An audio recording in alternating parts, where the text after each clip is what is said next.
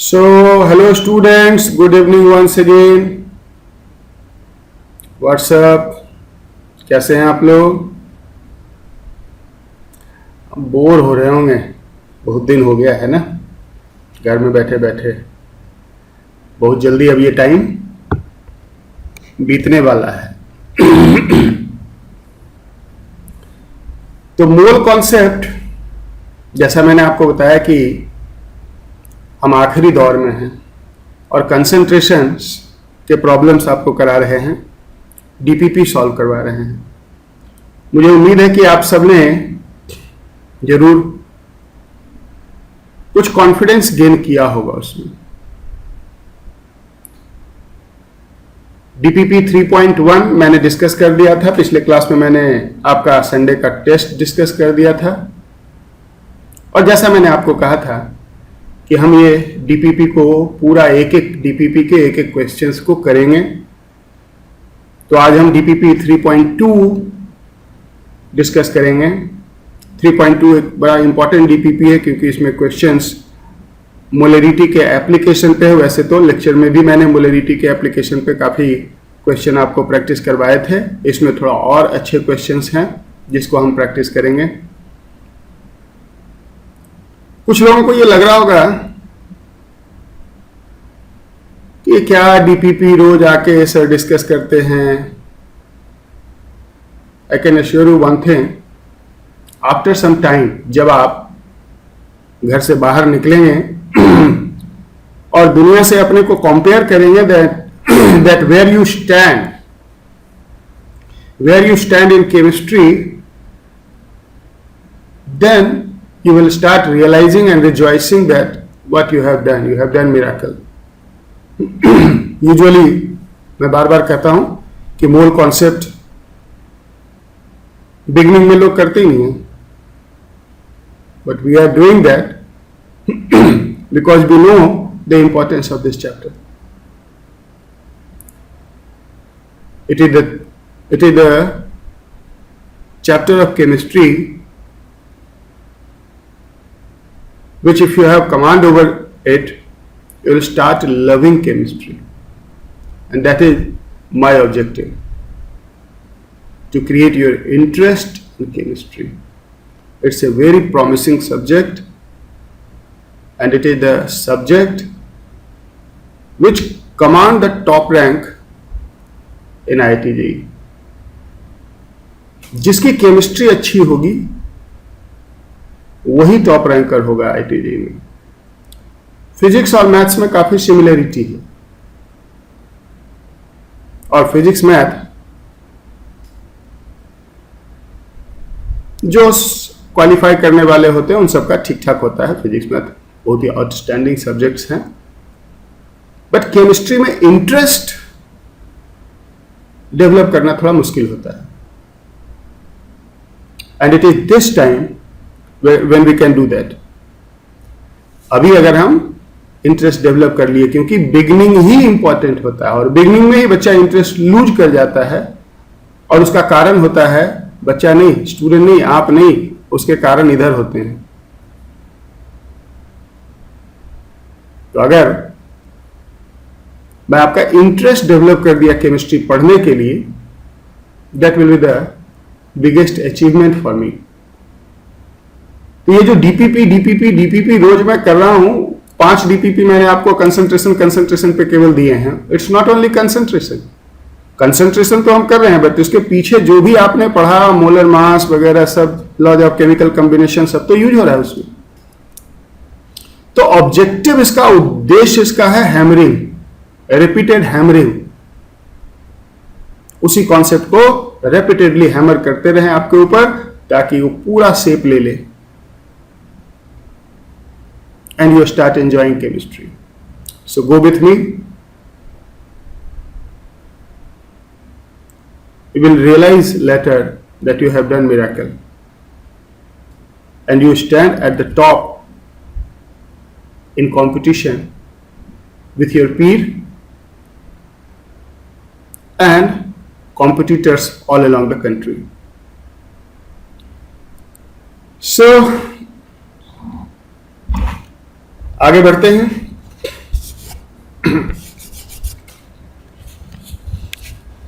क्योंकि कुछ लोग का फीडबैक आया खत्म कब होगा, हो जाएगा 4-5 क्लास के बाद खत्म हो जाएगा, लेकिन आप मत खत्म करना अपने तरफ से, इसको लगे रहना इस पे। और आपके कन्वीनियंस के लिए मैंने सारे मूल कॉन्सेप्ट्स के लेक्चर को आपके गूगल क्लासरूम पे डाल दिए हैं, आप सभी मेंबर भी हैं उसके, तो जस्ट उसको अपना लाइब्रेरी की तरह यूज करें। सारे आपके डीपीपी उस पे हैं और साथ में प्रैक्टिस करते रहें। एक एक डीपीपी एक एक लेक्चर है पूरा। आप पहले डीपीपी को खुद से ट्राई करें, सेल्फ ट्राई करें, और जिसमें दिक्कत आती है उसको फिर से आप लेक्चर में जाके देख सकते हैं, क्योंकि डीपीपी के एक एक क्वेश्चंस को मैं सॉल्व कर रहा हूं आपके सामने, है ना। तो आज हम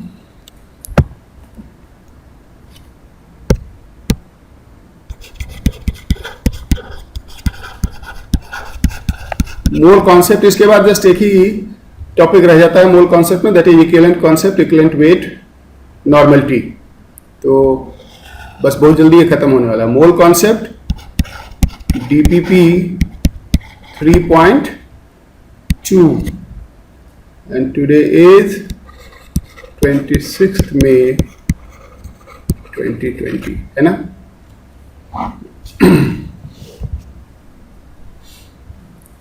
तो इस तरह से हम स्टार्ट करते हैं क्वेश्चन नंबर 1 से। क्वेश्चन नंबर 1, जिसके पास अभी एट हैंड डीपीपी नहीं भी है, मैं तो क्वेश्चन का इंफॉर्मेशन लिख देता हूं, तो आप यहां पे फोकस करेंगे तो आपको आइडिया लग जाएगा कि हम कौन से क्वेश्चन की बात कर रहे हैं और उसका क्या सॉल्व कर रहे हैं। कह रहा है 1.43 gram sample of CaCl2, 1.43 gram sample of calcium chloride. इसमें कुछ इंप्यूरिटी भी है, कंटेन्स इनर्ट इंप्यूरिटी। ये बार बार लिखने का क्या मतलब होता है? इनर्ट इंप्यूरिटी का मतलब वो रिएक्शन में कहीं पार्टिसिपेट नहीं करेगा, केवल मास में कंट्रीब्यूट करेगा। Contains some inert impurity is dissolved in water to make 100 ml solution, 100 ml solution बनाया। उस सॉल्यूशन में कैल्शियम क्लोराइड का क्या होगा? ये आयोनाइज हो जाएगा into calcium ion and chloride ion. उस 100 ml सॉल्यूशन में से 10 ml पोर्शन लिया, इसमें से 10 ml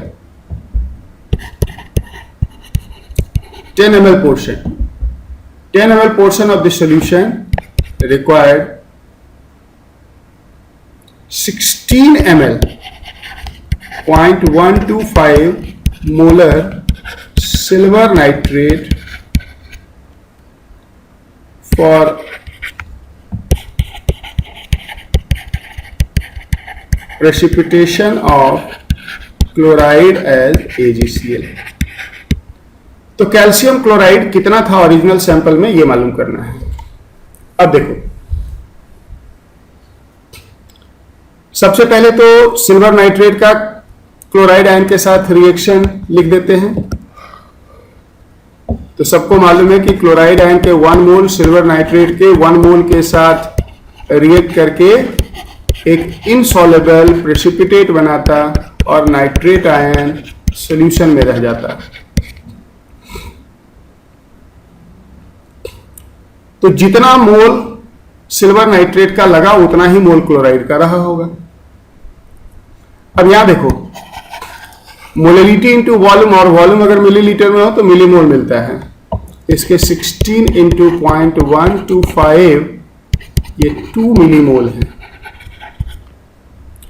2 millimole silver nitrate will react with 2 millimole chloride ion and 2 millimole chloride ion will be obtained from 1 millimole calcium chloride, क्योंकि calcium chloride के 1 मोल से 2 मोल chloride का मिलता है, ये लो हो गया। तो कैल्शियम क्लोराइड का मिलीमोल आ गया 1, लेकिन कितने में? 10 ml में। So millimole of chloride ion in 100 ml, millimole calcium chloride, अब क्लोराइड क्यों? Millimole of calcium chloride in 100 ml solution कितना हो जाएगा? 1 into 10। ये देखो 10 ml में 1 मिलीमोल, तो 100 ml में 10 गुना ना, सो 10 मिलीमोल। मिलीमोल आ गया। सो मास ऑफ कैल्शियम क्लोराइड कितना हो जाएगा? 10/1000 मोल इंटू 111 उसका मोलर मास है कैल्शियम क्लोराइड का। ये 1.11 ग्राम कैल्शियम क्लोराइड। तो परसेंटेज ऑफ कैल्शियम क्लोराइड बोलो कितना हो गया? Percentage of calcium chloride is its mass 1.11 divided by 1.43 into 100। जब इसको हम सॉल्व करते हैं तो ये 77% आ जाता है। ऐसे क्वेश्चन कई मैंने आपको कराए हैं, फिर से करा रहा हूं, क्योंकि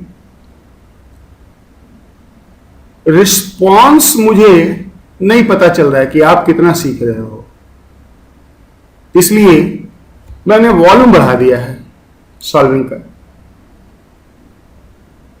और एक ही चीजों को मैं बार बार हैमरिंग कर रहा हूं, ताकि थोड़ी सी भी अगर आप अपने तरफ से कोशिश करें तो ये पूरा शेप ले लेगा। क्वेश्चन नंबर 2 देखते हैं। कह रहा 1 ग्राम इम्प्योर सैंपल ऑफ NaOH। हमारे पास 1 ग्राम इम्प्योर NaOH का सैंपल है। इसको डिसॉल्व किया पानी में, 100 ml सॉल्यूशन बना लिया और एक्सेस ऑफ CO2 पास कर दिया। CO2 एक्सेस में पास कर दिया। तो आप सबको मालूम होगा कि कार्बन डाइऑक्साइड एसिडिक ऑक्साइड है, और कार्बन डाइऑक्साइड NaOH के साथ रिएक्ट करके सोडियम कार्बोनेट बनाता है। किस तरह से? 2NaOH plus CO2 gives Na2CO3 plus H2O। यानी कि ये 100 ml सॉल्यूशन में आ गया पूरा NaOH जो रहा होगा 1 ग्राम सैंपल में। अब आगे सोडियम कार्बोनेट का 10 ml लिया, कितना? 10 ml, और उसमें बेरियम क्लोराइड ऐड किया। तो बेरियम कार्बोनेट ये एक इनसॉल्युबल कंपाउंड है, प्रेसिपिटेट हो गया और सोडियम क्लोराइड सॉल्यूशन में रह गया।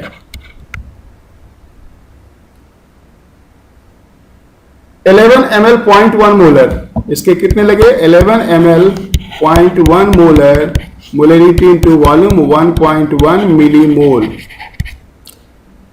रिलेशन क्या है सोडियम कार्बोनेट बेरियम क्लोराइड में? 1:1 का, यानी कि 1 mole barium chloride combines with 1 mole of sodium nitrate. So 1.1 millimole will combine with 1.1 millimole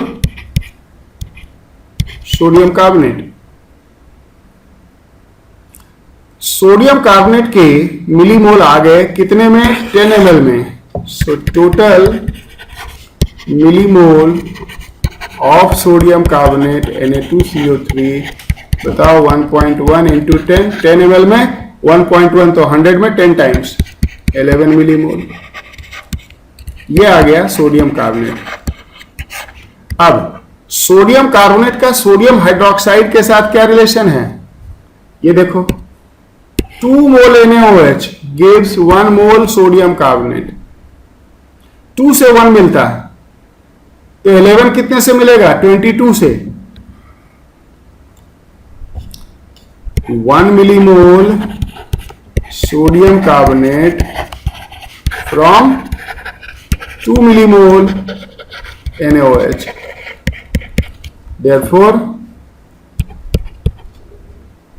11 millimole sodium carbonate from 11 into 2, 22 millimole NaOH. NaOH का मिलीमोल आ गया, मास में कन्वर्ट कर देंगे. सो मास ऑफ NaOH बताओ कितना होगा? 22 मिलीमोल. इसको मोल में कन्वर्ट करेंगे बाय 1000 इंटू NaOH का मोलर मास 40 होता है. तो ये हो जाएगा 0.88 ग्राम. तो परसेंटेज क्या हो गया? 88 हो गया. 1 ग्राम सैंपल था ना. 0.88 upon 1 into 100 so it is 88% NaOH. समझ गया? क्वेश्चन नंबर 3 देखते हैं. क्वेश्चन नंबर 3 कह रहा है 25 ml of A 0.2 molar NaCl. 25 ml 0.2 molar sodium chloride solution mixed with 75 ml 0.12 molar calcium chloride solution. इस सॉल्यूशन में क्लोराइड आयन की मोलेरिटी को ऐसे स्क्वायर ब्रैकेट में रख के दिखाते हैं. क्लोराइड आयन की मोलेरिटी क्या है ना? हम क्लोराइड आयन की मोलेरिटी ओरिजिनल सॉल्यूशन में अगर मालूम कर लें तो फिर क्लोराइड आयन पे मिक्सिंग फॉर्मूला लगा देंगे M1V1 M2V2. याद रहे क्लोराइड आयन की बात हो रही है, कैल्शियम क्लोराइड नहीं. देखते हैं जरा. ये बताओ सोडियम क्लोराइड सॉल्यूशन में किस तरह से आयोनाइज होगा? Sodium ion and chloride ion. इसके 1 मोल से इसका 1 मोल मिलता है. तो इसलिए अगर मोलेरिटी NaCl का 0.25 है, अगर इसका मोलेरिटी 0.25 है तो सॉल्यूशन में ये 0.25 मोलेरिटी ही क्लोराइड का देगा. मोलेरिटी होता है मोल पर लीटर. तो जितना मोल NaCl उतना ही मोल क्लोराइड आयन पर लीटर मिलेगा ना. उसी तरह से कैल्शियम क्लोराइड किस तरह से आयनाइज होगा? Calcium ion and chloride ion.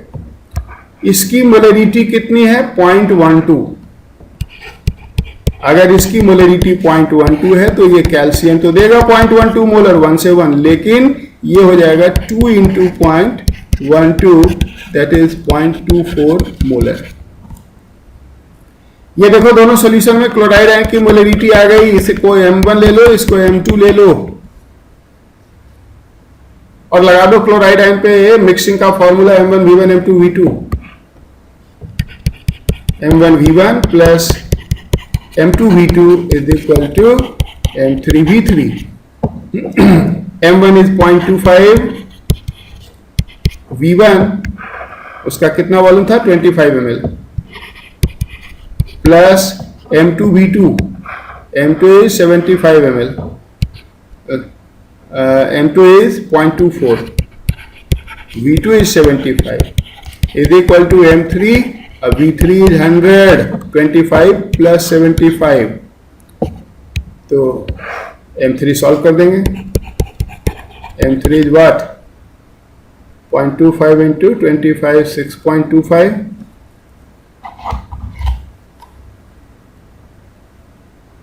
0.25 into 25, 6.25, 0.24 into 75, 18 plus 6.25, 24.25. So it is 24.25 by 100. It is 0.2425 molar.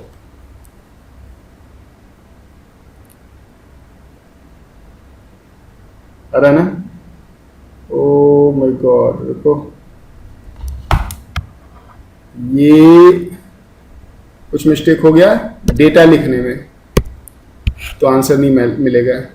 ये 0.2 मोलर था, चलो ठीक है, वो भी ठीक था, जिस डाटा को हमने लिखा था उस पर ठीक था। ये 0.2 मोलर है तो ये 0.4 मोलर हो जाएगा, 0.2 मोलर हो जाएगा, ये 0.2 रह जाएगा। मैं उस पर फिर से भी सॉल्व कर देता हूं। तो M1 ये 0.2 है, तो 0.2 इंटू 25 इज 5,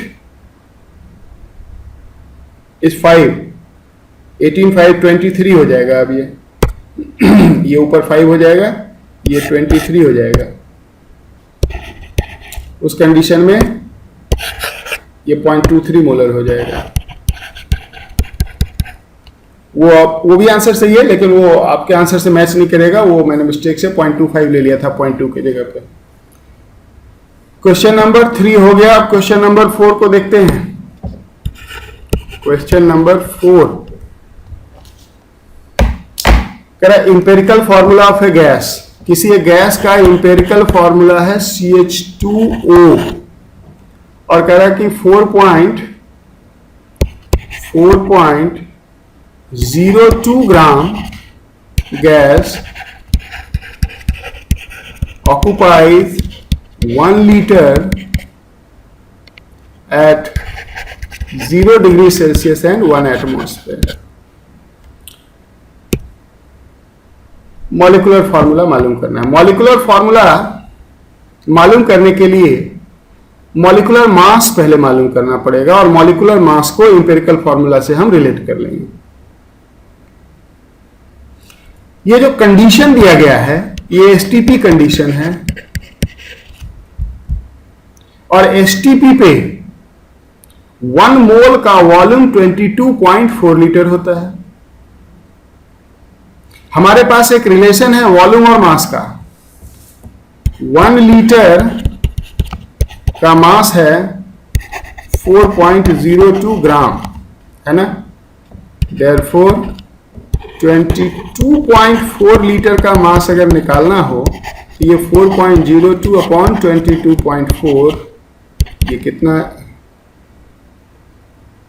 मिस्टेक 4.02 इंटू हो जाएगा ना 1 लीटर का इतना, तो 22 इंटू 22.4 करते हैं मल्टीप्लाई जरा। 4.02 into 22.4, 4.02 into 22.4, it is coming out to be 90 ग्राम। ये उस गैस का मोलर मास है, ये उस गैस का मोलर मास है, क्योंकि 22.4 लीटर में कितना होगा गैस का 1 मोल। ये 1 मोल का मास है तो 1 मोल का मास को ही तो मोलर मास कहते हैं। अब वैसे तो हम चाहें तो इस मोलर मास को ऑप्शन से मैच कर सकते हैं, लेकिन बिना ऑप्शन देखे आंसर निकालना है क्योंकि इंपेरिकल फॉर्मूला भी दिया है। तो ये बताओ कि इंपेरिकल फॉर्मूला मास कितना हो जाएगा। कार्बन का 12, 2 हाइड्रोजन 2 प्लस ऑक्सीजन 16 एंड 14 कितना हो गया 40 ना। 16 प्लस 14 और 30। इंपेरिकल फॉर्मूला मास आ गया 30, मोलर मास आ गया 90, यानी कि कंपाउंड में इंपेरिकल फॉर्मूला 3 टाइम्स रिपीट होगा तभी तो 90 बनेगा। यानी कि मॉलिक्यूलर फॉर्मूला इसमें 3 का फैक्टर है, यानी कि मॉलिक्यूलर फॉर्मूला क्या हो जाएगा CH2O 3 times, so it will be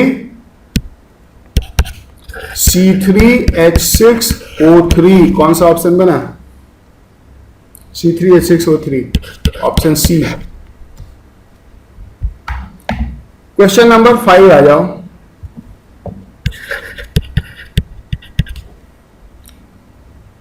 run 10 का पावर -3 मोल ऑफ क्लोराइड, 10 का power -3 mole chloride ion of an element, कोई एक एलिमेंट Y है, कंप्लीटली हाइड्रोलाइज्ड। तो जब हाइड्रोलिसिस करेंगे तो सॉल्यूशन में क्लोराइड आयन रिलीज हो जाएगा।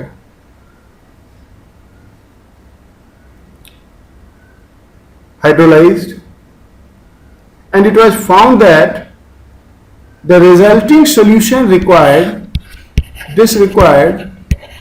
20 ml 0.1 molar silver nitrate solution. किस लिए?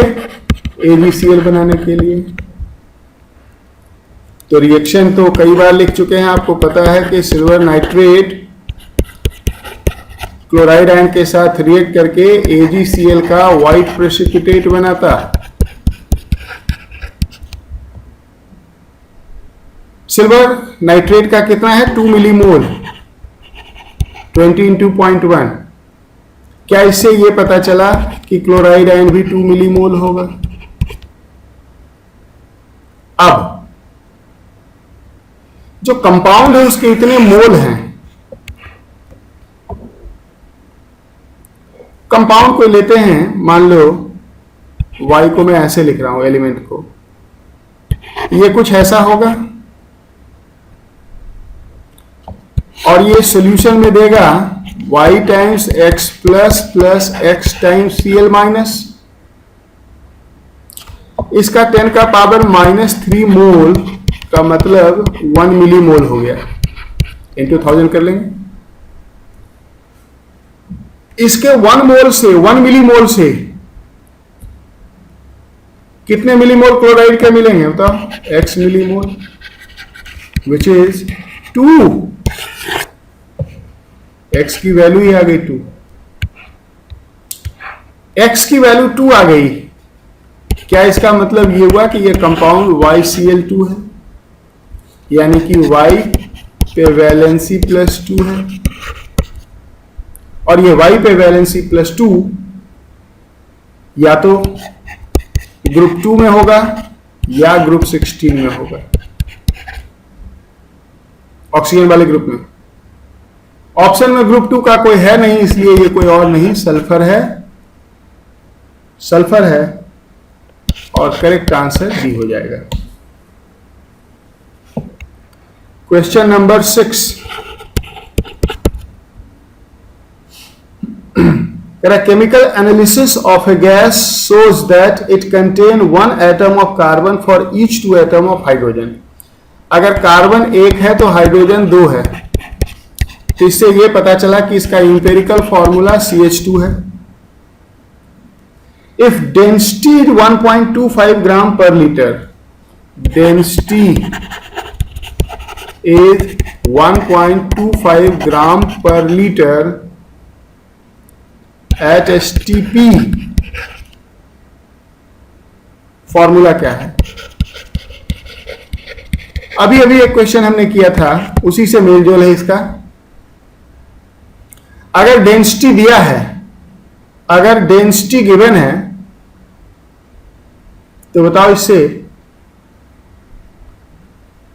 22.4 लीटर ऑफ गैस का मास निकाल सकते हो वॉल्यूम इंटू डेंसिटी करके, और 22.4 लीटर गैस में 1 मोल होता है STP पे, तो 22.4 लीटर गैस का जो मास होगा वो 1 मोल का मास होगा। सही है। सो mass of 22.4 liter, which is 1 mole, will be what?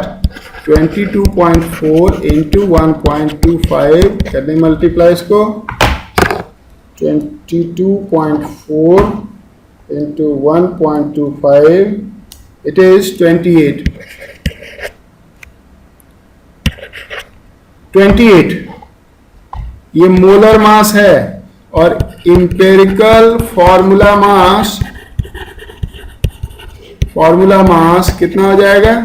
यहां से 12 + 2 14। ये बताओ, ये मोलर मास 2 टाइम्स है ना? क्या इसका मतलब ये होगा कि एक फॉर्मूला में इंपेरिकल फॉर्मूला 2 टाइम्स होगा, यानी कि ये कंपाउंड CH2 2 टाइम्स हो जाएगा C2H4, इथीन है ये, है ना।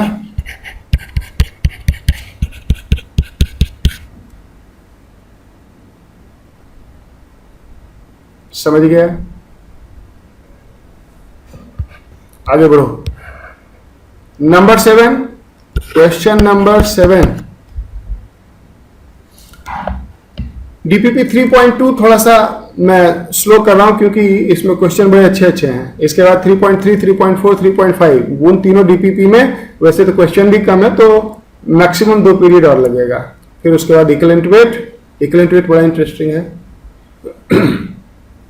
एंड देन इसको हम क्लोज करके न्यू चैप्टर स्टार्ट कर लेंगे। Question number 7, molecular weight of 0.3 gram sample of a volatile liquid compound was determined by Victor-Meyer method.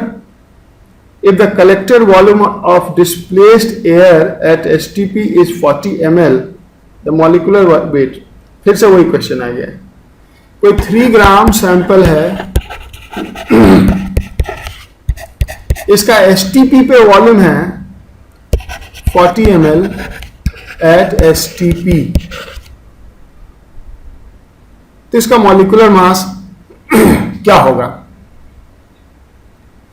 Molecular mass is mass of 1 mole and 1 mole gas at STP is 22.4 litre. तो हम क्या करें, unitary method से 22.4 litre का मास निकाल लेते हैं। 40 ml वे 0.3 ग्राम, सो 22,400 ml, ये 22.4 लीटर है, का मास हो जाएगा 0.3 अपॉन 40 इंटू 22,400। ये आ जाएगा कितना,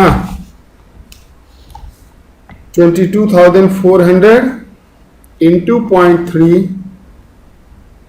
divided by 40, it is 168 gram and it is molar mass, क्योंकि it is mass of 22.4 litre which is 1 mole, volume of 1 mole. Clear? Question number 8 पे आ जाओ। कह रहा 50 ml ऑफ A2B3, ये एक रिएक्शन पे बेस्ड है। एक रिएक्शन है A2B3 plus 5C2 2A2B3 3C3B2 3C3B2 plus CA4 50 ml A2B3, इसके 50 ml लिए गए हैं, reacts completely with 200 ml of C2, 200 ml of C2. The composition of the mixture of gases is point ये है कि ये सभी गैस हैं।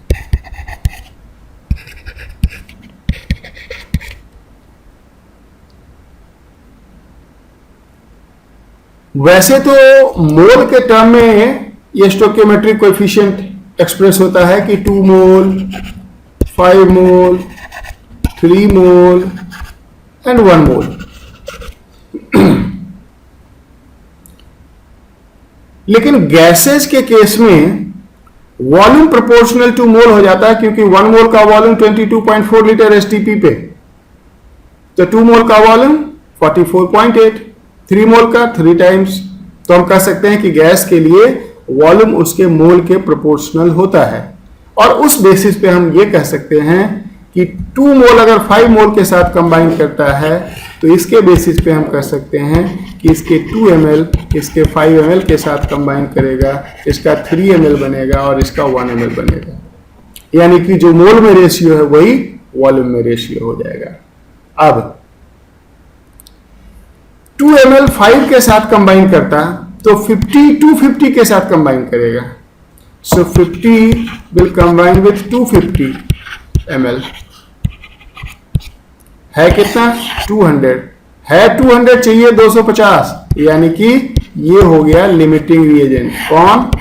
C2, ये हो गया एक्सेस में। यानी कि A2B3 कुछ बच जाएगा। अब कितना बचेगा ये जरा देखते हैं। Oh just wait a moment, हमने देखा ही नहीं इसका कोएफिशिएंट 2 है।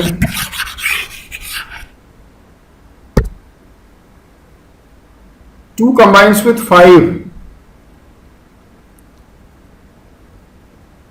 2 combines with 5, 2.5 गुना ना, so 50 will combine with 5/2 into 50, 25, 125, गड़बड़ हो गया था ना, 2 with 5 so 50 with 125, तो 125 चाहिए, है कितना 200, ये एक्सेस में है, ये लिमिटिंग रिएजेंट है, यही मिस्टेक होता है और कुछ नहीं है, ये है लिमिटिंग रिएजेंट।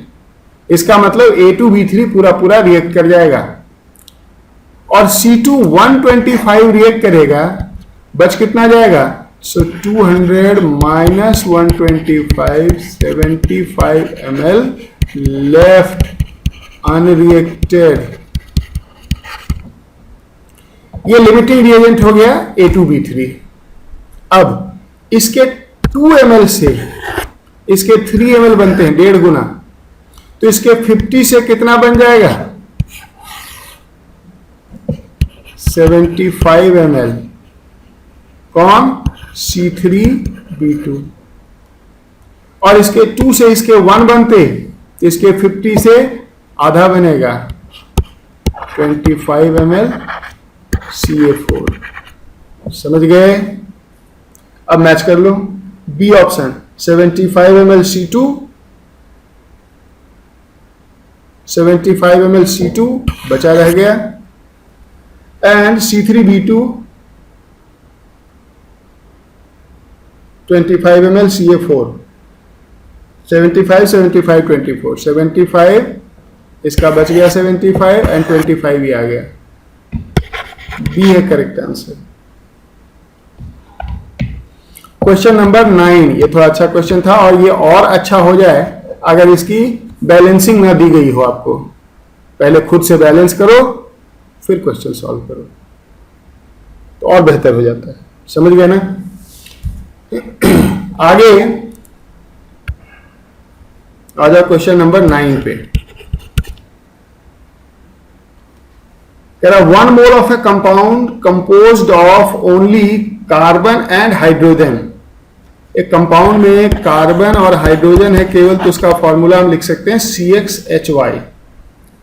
कह रहा it burn in oxygen to form, इसका जब ऑक्सीजन में कंबशन किया बताओ X mole CO2 and Y/2 mole H2O मिलेगा कि नहीं। बैलेंस कर दिया मैंने कार्बन हाइड्रोजन को, ऑक्सीजन को बैलेंस नहीं किया है। अब कह रहा है कि इसके 1 मोल से, इसका 1 मोल से 5 mole of CO2, 5 mole CO2 मिल रहा है एंड 4 मोल वाटर मिल रहा है। और इसके 1 मोल से एक्चुअली में X मोल और Y/2 मोल मिल रहा है, तो ये X और Y/2 का वैल्यू ही तो है। So X is equal to what, 5, Y/2 is equal to 4, so Y is equal to 8। तो फॉर्मूला क्या हो गया, C5H8। समझ गए ना? सिंपल। ऑक्सीजन को बैलेंस करना जरूरी नहीं है क्योंकि ऑक्सीजन का इंफॉर्मेशन पूछा नहीं गया इसमें। Question number 10। Question number 10। 500 ml of a gaseous hydrocarbon when burnt in excess of O2। फिर से एक गैसियस हाइड्रोकार्बन लिया तो क्या फॉर्मूला लिखेंगे, CXHY, excess of oxygen. Excess का मतलब ये हुआ कि हाइड्रोकार्बन पूरा पूरा रिएक्ट कर गया, कंबशन हुआ, क्या मिला, XCO2 plus Y/2 H2O।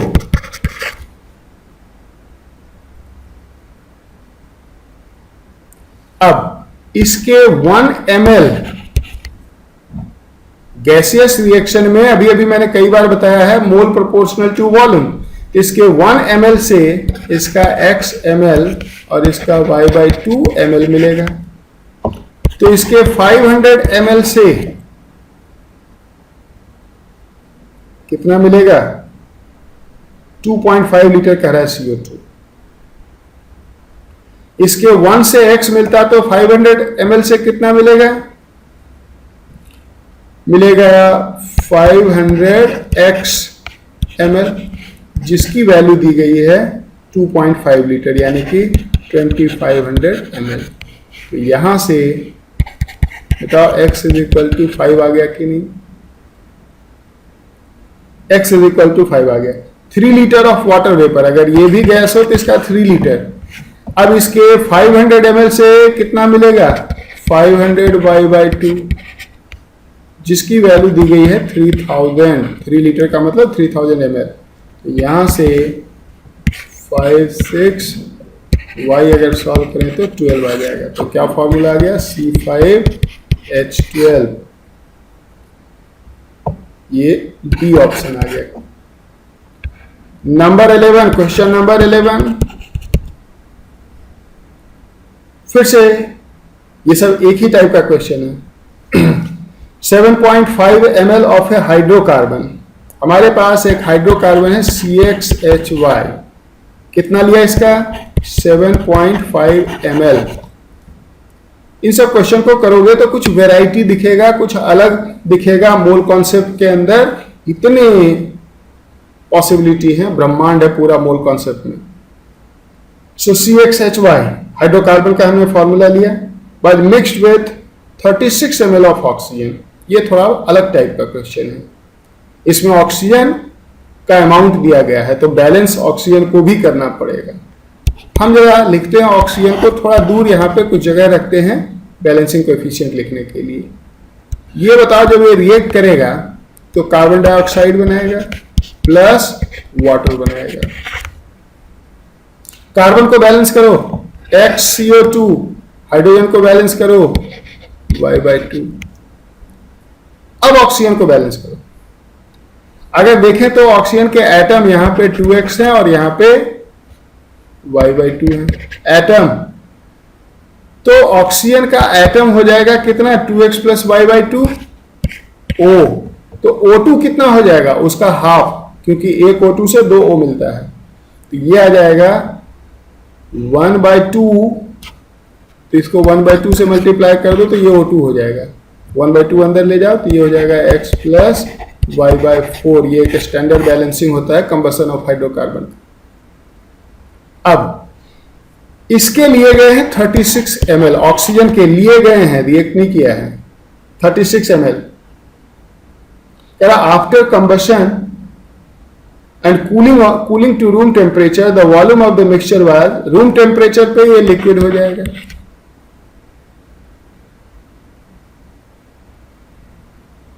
Mixture का वॉल्यूम, मिक्सचर में क्या होगा? CO2 प्लस हाइड्रोकार्बन और ऑक्सीजन में कोई बचा होगा, उसका वॉल्यूम। आगे 28.5 ml।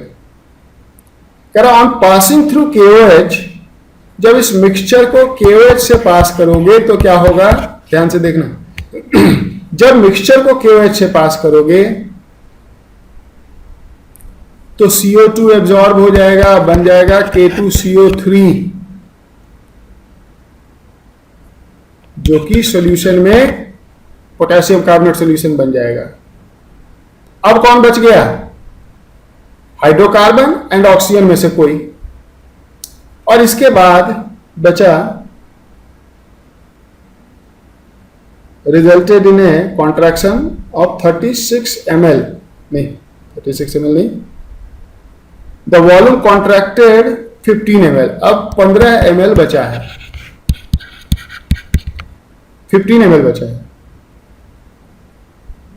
इससे यह पता चलता है कि यह बचा हुआ वॉल्यूम ऑक्सीजन का है, हाइड्रोकार्बन का नहीं है, क्योंकि हाइड्रोकार्बन तो था ही 7.5 ml, 15 ml कैसे बच जाएगा? तो जो ज्यादा होगा वही बचेगा, यानी कि ये था एक्सेस में। अब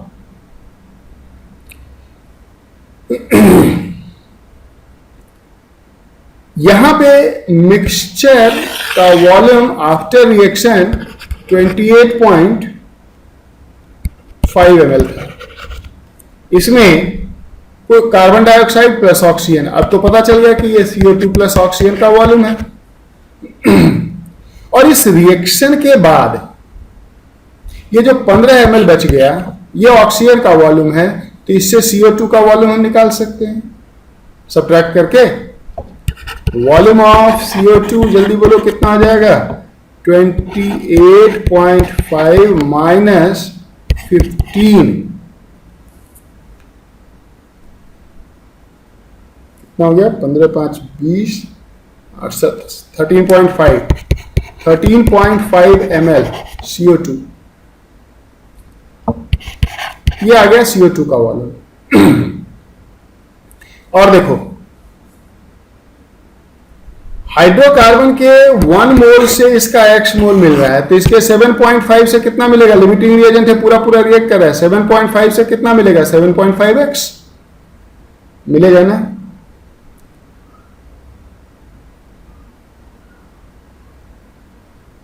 तो 28.5 7.5 36।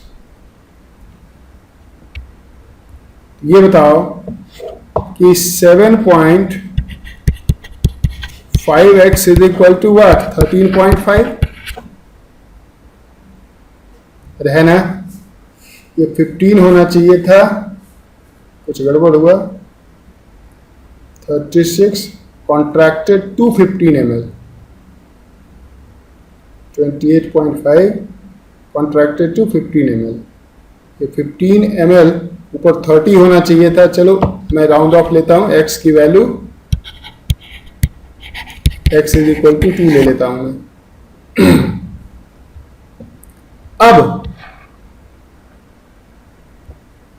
ऑक्सीजन का कितना रिएक्ट किया,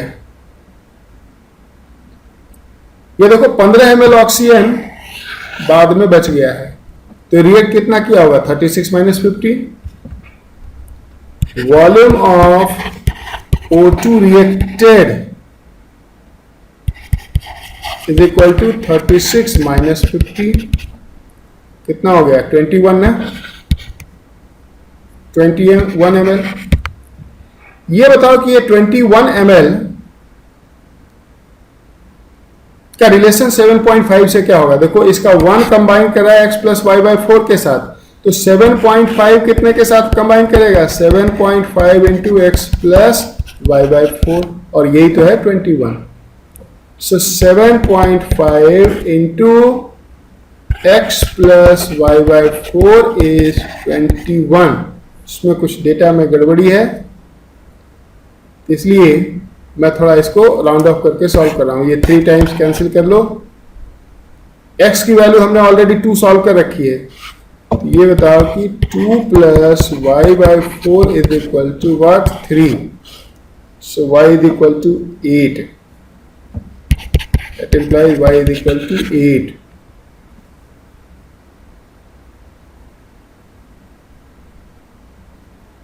molecular formula y is equal to 8। कुछ प्रॉब्लम है इसमें, फिलहाल ये आ रहा है C2H8, जो कि होगा नहीं। नहीं नहीं नहीं नहीं नहीं नहीं नहीं, 8 कहां से आएगा, 3 माइनस 2 1 हो जाएगा ना, y इज इक्वल टू 4 हो जाएगा, y इज इक्वल टू 4 हो जाएगा, तो ये C2H4 हो जाएगा, जो कि इसमें है नहीं कोई ऑप्शन। C2H5 दे रखा है, तो थोड़ा डेटा 28.5 हो जाए, 30 होता तो कन्वीनियंट हो जाता है ये। चलो जो भी आया, आप तरीका आपने सीख लिया। क्वेश्चन नंबर 12 पे आ जाओ। क्वेश्चन नंबर 12 कह रहा है 12 ml of a gaseous hydrocarbon was mixed with 90 ml of O2 and exploded। फिर से वैसा ही सिचुएशन है, हमारे पास एक गैसियस हाइड्रोकार्बन है CXHY, इसके कितने लिए 12 ml, ऑक्सीजन के कितने लिए 90 ml। एक्सप्लोशन हुआ XCO2 प्लस Y/2 H2O, और इधर अभी अभी हमने देखा था x प्लस वाई बाई 4 आता है बैलेंसिंग। और इसके 1 से x बन रहा है तो 12 से कितना बन जाएगा इसका 12x।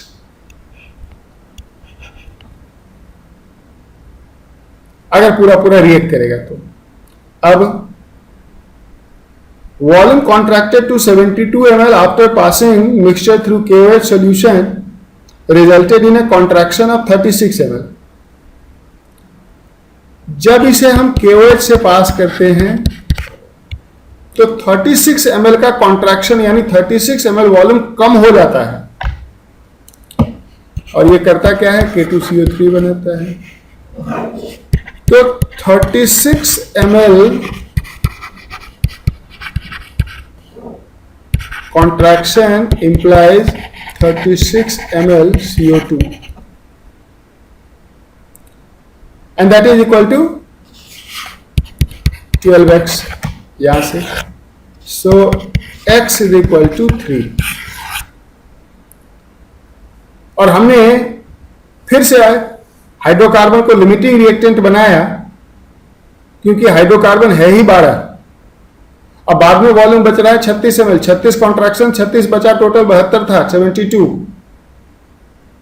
इसलिए हाइड्रोकार्बन होगा लिमिटिंग रिएजेंट, ऑक्सीजन होगा एक्सेस में।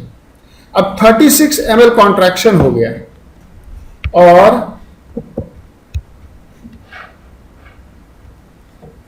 वॉल्यूम आफ्टर कंबशन दिया गया था 72 ml। और जब KOH से पास किया तो हो गया 36 ml। इसका ये मतलब हुआ कि ये 72 ml जो है ये CO2 प्लस बचे वाला ऑक्सीजन का वॉल्यूम है और 36 ml उसमें CO2 है, इसका मतलब 36 ml ऑक्सीजन है। This implies 36 ml O2 out of 90 ml left unreacted. So volume of oxygen reacted how much 90 minus 36 कितना हो जाएगा 10 में से 6 गया 4 9 हो गया 8 में से 3 गया 5 54 ml O2 रिएक्ट किया। अब इसका 1 इसके इतने के साथ तो 12 into X plus Y by 4। So 12 into X plus Y by 4 is 54। ये 6 के मल्टीपल में है 6 2 जा 6 9 जा। So x plus Y by 4 is 9 by 2। x हमने ऑलरेडी सॉल्व कर रखा है कितना 3। So y by 4 is equal to 9 by 2 minus 3. It is 9 minus 6, 3 by 2. So y is what? 3 by 2 into 4. 2 2 is 4, 6. So formula is C3H6. समझ गया? C3H6 इसके answer में शायद मिस्टेक है 12 का आंसर डी नहीं है, 12 का आंसर है बी।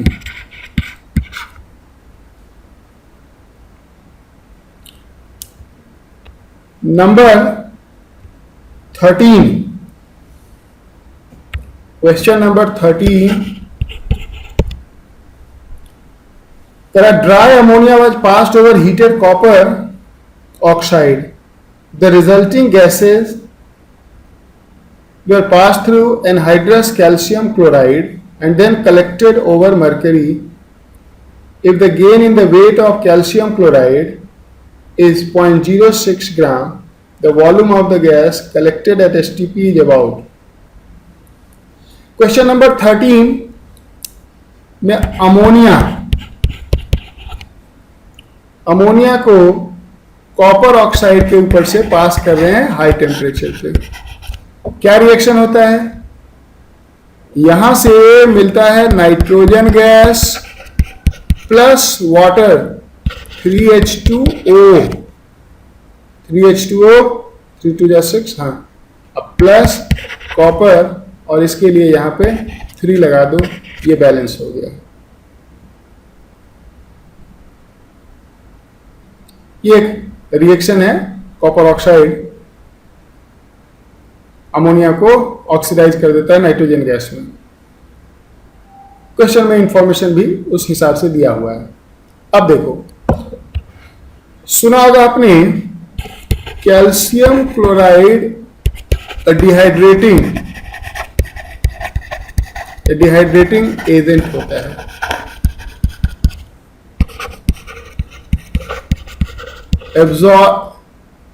एब्जॉर्ब्स वाटर को एब्जॉर्ब कर लेता है। कभी अगर केमिस्ट्री लेबोरेटरी जाओ तो वहां पे अगर आप देखोगे, अगर स्टैंडर्ड लेबोरेटरी होगा तो जहां तहां आपको मिलेगा कुछ ग्लास के कंटेनर, ग्लास के छोटे छोटे डब्बे जैसे, और उसमें हरे हरे पत्थर रखे मिलेंगे। वो हरे हरे पत्थर कैल्शियम क्लोराइड का होता है, and that is kept there to absorb excess water present in atmosphere so that humidity does not increase। अगर लेबोरेटरी की ह्यूमिडिटी इंक्रीज हो जाएगी तो लेबोरेटरी में ढेर सारे केमिकल्स हैं वो खराब हो जाएंगे, और उसके लिए एक स्टैंडर्ड ह्यूमिडिटी लेबोरेटरी का मेंटेन रहना चाहिए, and that's why calcium chloride रखा होता है। कांच के बर्तन में, मैं टेक्निकल टर्म यूज नहीं करना चाहता, उसको डेसिकेटर बोलते हैं, ऐसे गोल बना होता और उसमें रखा होता पत्थर, उसको डेसिकेटर बोलते हैं, और कैल्शियम क्लोराइड डेसिकेटिंग एजेंट होता है। So it absorb water. अब इस प्रोसेस में क्या हुआ, जब हमने कैल्शियम क्लोराइड से पास किया तो वाटर एब्जॉर्ब हो गया, CaCl2 H2O। मास में गेन आ गया 0.06 ग्राम का, गेन 0.06 ग्राम मास। ये मास किसका है? वाटर का ही तो मास होगा, यानी कि 0.06 ग्राम वाटर रहा होगा। अब इस वाटर के मास से हम नाइट्रोजन का मोल निकाल सकते हैं, और उस नाइट्रोजन का वॉल्यूम हमसे पूछा गया है।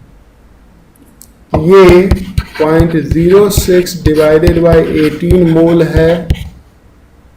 इसको जरा सिंप्लीफाई कर लेते हैं, इसको 6/18 इंटू 1/100 कर लेते हैं डेसिमल के लिए, तो ये 1/300 मोल हो गया वाटर। अब रिलेशन देखो क्या है,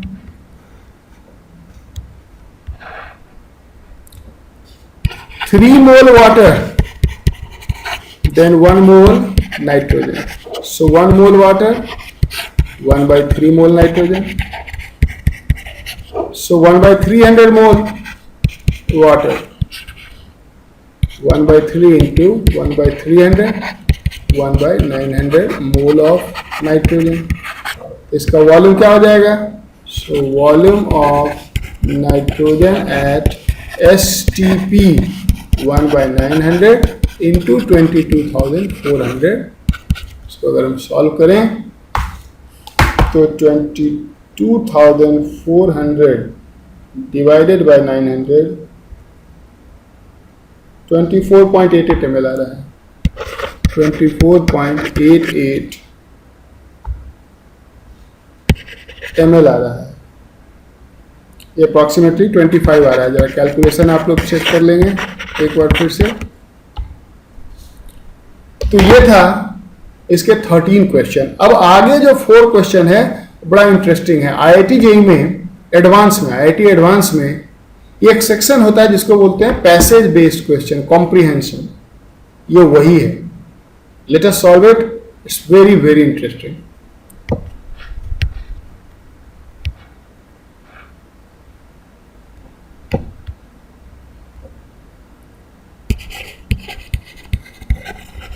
पैसेज फॉर 14 to 19 जरा इंफॉर्मेशन लिखते हैं। इसमें 4 क्वेश्चन है। Unknown compound A composed of manganese and oxygen हमारे पास एक अननोन कंपाउंड है ए जो मैंगनीज एंड ऑक्सीजन से बना है, तो क्या फॉर्मूला लिखेंगे? MnXOY has 36.78% ऑक्सीजन, 36.78% ऑक्सीजन है इसमें। करेक्ट। 1.7 ग्राम ऑफ ए, कितना लिया इसका? 1.7 gram of A is heated in a stream of hydrogen, इसको हाइड्रोजन के साथ हीट किया, water is form in association with 1.5 gram of B. अब इसमें बी का फॉर्मूला MnXOY दे रखा है, तो हम ऐसा करते हैं, इसको इधर कुछ और ले लेते हैं, इधर ए और बी ले लेते हैं। इसे इधर बना MnXOY प्लस वाटर, इसके 1.7 ग्राम लिया, तो 1.5 ग्राम इसके बने इस रिएक्शन में।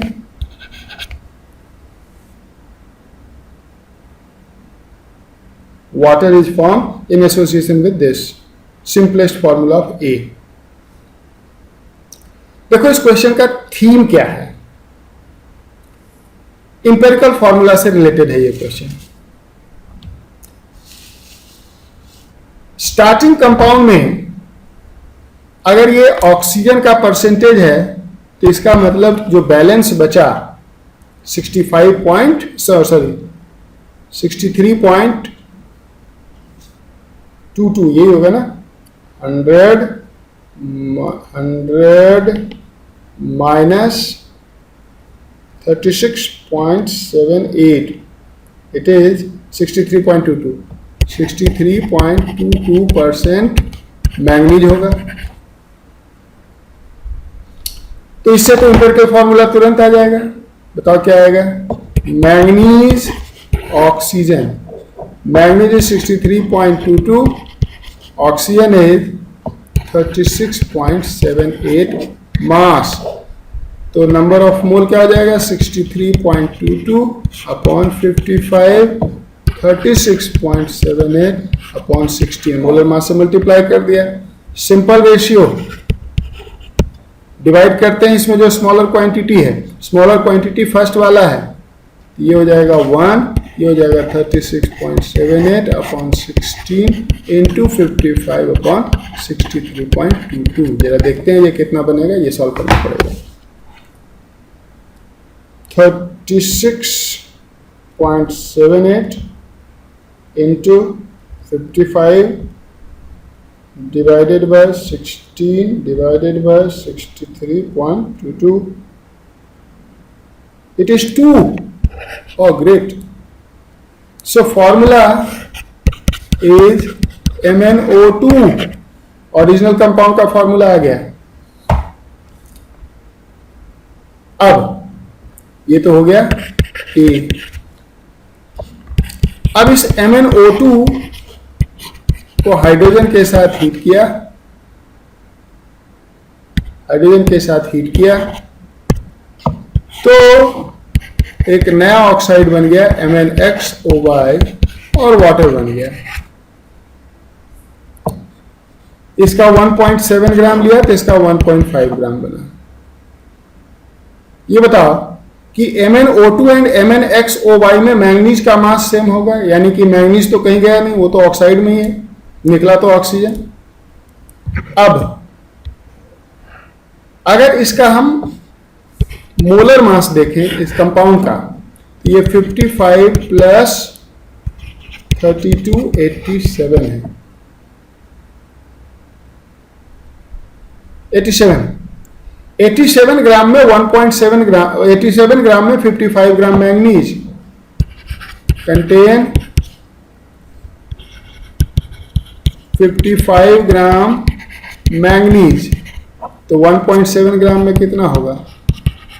Will contain 55 upon 87 into 1.7। देखते हैं जरा, 55 into 1.7 divided by 87,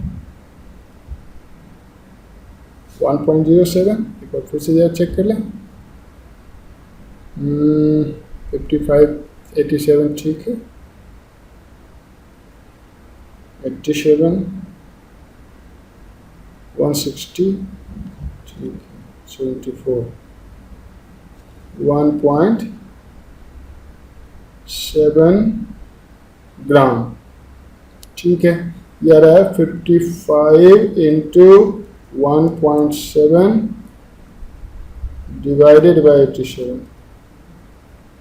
1.074 gram, 1.074 gram manganese.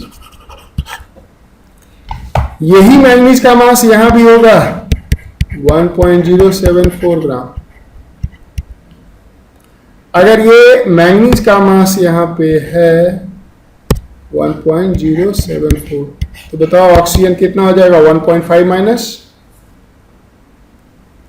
1.5 minus 1.074, 0.426 gram oxygen हो जाएगा। ये अगर दोनों का मास आ गया तो फिर वहां एम्पिरिकल फॉर्मूला आ जाएगा ना। और एम्पिरिकल फॉर्मूला अब फिर से निकालेंगे। मैंगनीज ऑक्सीजन 1.074.426 अपॉन, अब ये सब फास्ट में कर लेते हैं, upon 55 upon 16, smaller quantity first वाला है, ये सिंपल रेशियो के लिए ऐसे कर लो, ये कर लो 0.426 अपॉन 16 इंटू 55, स्मॉलर वाले से डिवाइड करते हैं ना, 1.074, ये कितना आ जाएगा? ये आ रहा है 0.426 into 55 divided by 16 divided by 1.074, 1.36 आ रहा है, 1.36। तो इसे जब हम होल नंबर में कन्वर्ट करें तो क्या करेंगे? इसे 3 से मल्टीप्लाई कर देते हैं। अगर इसे 3 से मल्टीप्लाई कर दें तो ये हो जाएगा 3 और ये हो जाएगा इंटू 3 करते हैं, इंटू 3, वाह ये 4.09 आ जा रहा है, यानी कि फॉर्मूला हो जाएगा Mn3O4। बाकी वाटर का मास पूछा है, ये बहुत आसान है। 1.7 ग्राम से अगर इसका 1.5 ग्राम बना तो बताओ 0.2 ग्राम ऑक्सीजन चला गया, इसमें से रिएक्ट कर गया। अगर 1.7 ग्राम ऑक्साइड से अगर 1.5 ग्राम MnXOY बनता तो ऑक्सीजन ही तो निकला, उससे कितना निकला? 0.2 ग्राम। अब वाटर में क्या होता है? 2 ग्राम हाइड्रोजन, 16 ग्राम ऑक्सीजन। तो रिलेशन यहां से ले लेंगे कि 16 gram oxygen gives 18 gram of water. तो अपना तो 0.2 ग्राम ही रिएक्ट किया, गिव्स 18 अपॉन 16 इंटू 0.2, कितना हो जाएगा? 0.2 से थोड़ा सा ज्यादा, 18 अपॉन 16 इंटू 0.2, 0.225 ग्राम वाटर।